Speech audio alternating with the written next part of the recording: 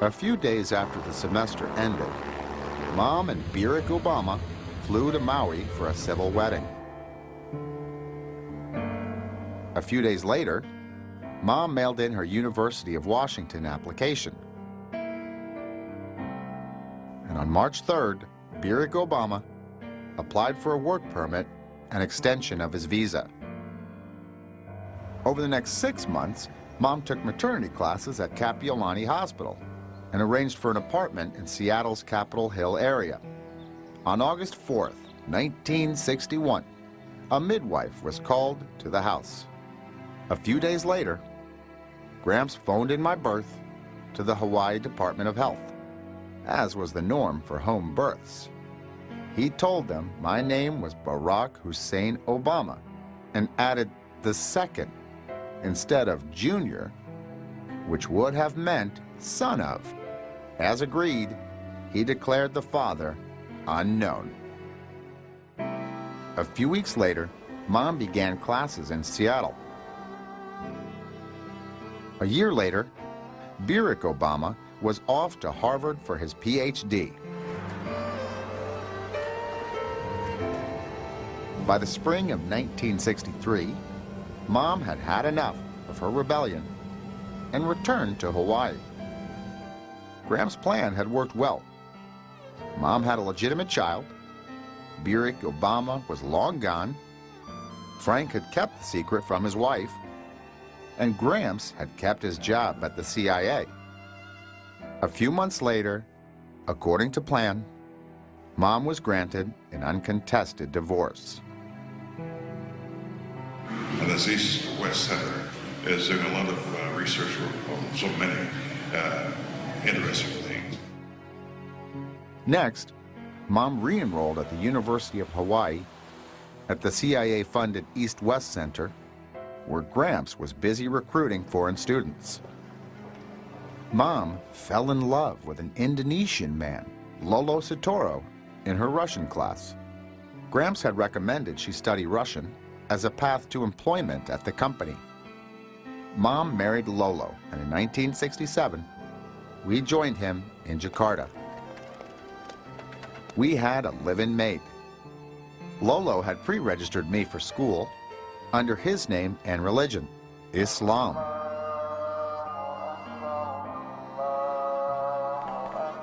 I attended Muslim school and studied Quran for 2 years. I said the Shahada, the Muslim call to prayer, every day.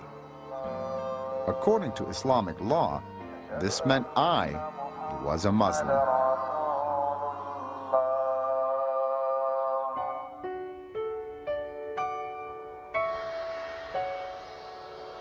In December of '71, Mom returned me to Hawaii to begin my American education at Punahou, an exclusive first-class prep school.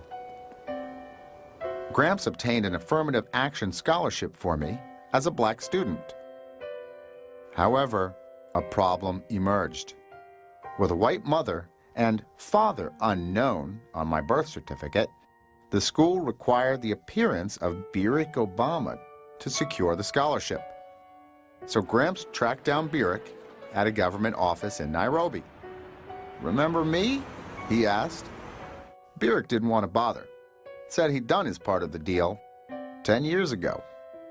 So Gramps offered the Kenyan his own apartment and money to spend. A month-long Hawaiian vacation. All he had to do was show up at the school with the ID and keep up the ruse for young Barry. Recently divorced, my real father moved to Waikiki, where Gramps took me to spend time with Uncle Frank, as I was told to call him. Uncle Frank was affectionate toward me. He read me poetry, and we bonded. Often, as he and Gramps drank whiskey, I felt I was witnessing some complicated, unspoken transaction between the two men. Soon enough, at age 12, I learned the truth. I was poking through some boxes at Gramps' place when I found my birth certificate.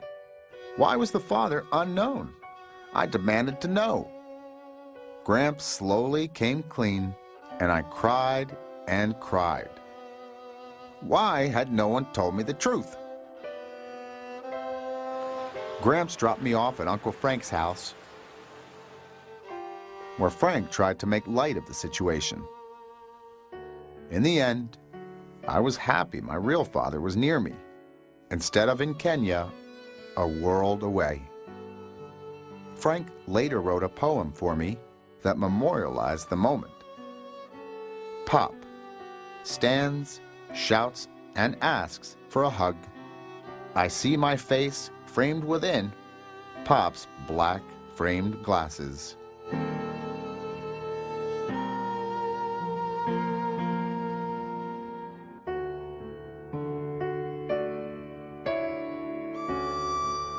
During my formative years, through age 18, I was raised by my real father, Frank Marshall Davis. His frequent lessons in politics mostly involved Karl Marx and the Communist Manifesto. He explained, "All history is class struggle between oppressor and oppressed." He lectured that America's corporate system was designed to benefit the rich and keep the poor down. "The wealthy in our era are the new oppressors," he'd say.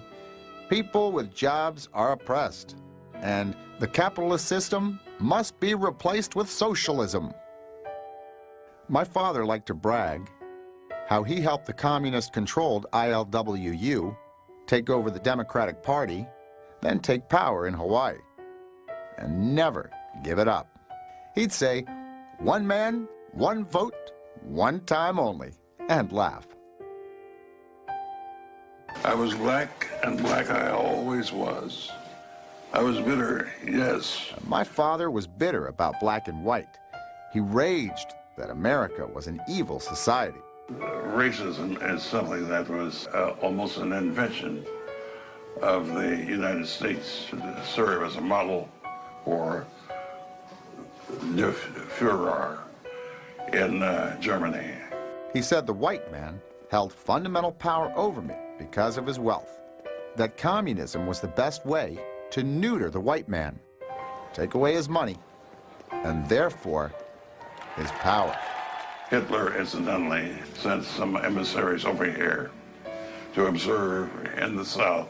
That's how I learned that racial and class politics were the same. Militantly black. Malcolm X and the Black Panthers. My father had me read The Master of Black Rage, Malcolm X. A time when there's got to be a change. People in power have misused it, and now there has to be a change, and a better world has to be built, and the only way it's going to be built is with extreme methods. I'd tell Gramps I had homework, but I'd really sit in my room reading, book after book, on Malcolm.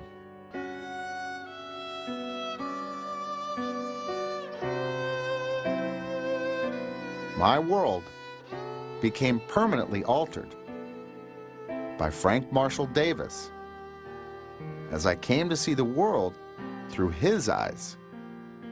This personal transformation led to an identity crisis. I'd been robbed of my birthright. The African name I was given, Barack Hussein Obama II, wasn't me. Rightfully, I was Frank Marshall Davis, Jr., son of the great communist writer and poet. I told my father I wanted to change my name, but he said, "White folks are more accepting of Africans than they are of American Negroes. You'll get a lot further with, 'My daddy's from Kenya.'" This was hard to understand. Growing up in multiracial Hawaii and at Punahou School, I'd never experienced racism, ever. Eventually, I came to embrace the myth. Frank Marshall Davis was the ideological father of all that would become of my thinking, my plans, and politics. That's all that mattered.